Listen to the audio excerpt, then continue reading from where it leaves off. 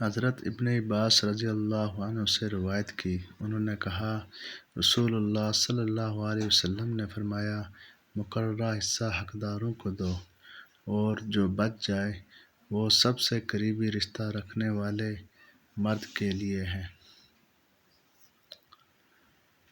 حضرت اسامہ بن زید رضی اللہ عنہ سے روایت ہے کہ نبی صلی اللہ علیہ وسلم نے فرمایا، مسلمان کافر کا وارث نہیں بنتا، نہ کافر مسلمان کا وارث بنتا ہے۔ نبی صلی اللہ علیہ وسلم اور حضرت ابوبکر رضی اللہ عنہ نے بنو سلمہ کے علاقے میں پیدل چل کر میری عیادت کی۔ آپ نے مجھے اس حالت میں پایا کہ میں کچھ سمجھ نہیں پا رہا تھا۔ آپ نے پانی منگوایا، وضو کیا، پھر اس میں سے مجھ پر چھینٹے مارے تو مجھے افاقہ ہو گیا۔ میں نے کہا، اللہ کے رسول، میں اپنے مال میں کیا کروں؟ تو یہ آیات نازل ہوئی، اللہ تمہیں تمہارے اولاد کے بارے میں تاکیدی حکم دیتا ہے، مرد کے لیے دو عورتوں کے حصے کے برابر ہے۔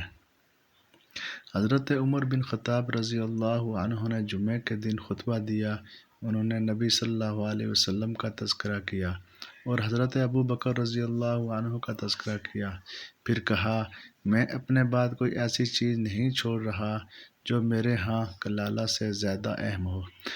میں نے رسول اللہ صلی اللہ علیہ وسلم سے کسی چیز کے بارے میں اتنی مزاحمت نہیں کی جتنی کلالہ کے بارے میں کی، اور آپ نے بھی مجھ سے کسی چیز کے بارے میں اتنی شدت اختیار نہیں فرمائی جتنی کلالہ کے بارے میں فرمائی۔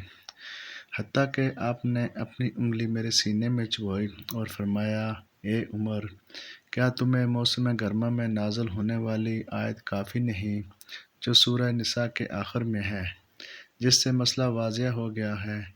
اور میں عمر اگر زندہ رہا تو اس کے بارے میں ایسا واضح فیصلہ کروں گا جس کو دیکھتے ہوئے ایسا شخص بھی فیصلہ کر سکے گا جو قرآن پڑھتا اور سمجھتا ہے، اور وہ بھی جو قرآن نہیں پڑھتا۔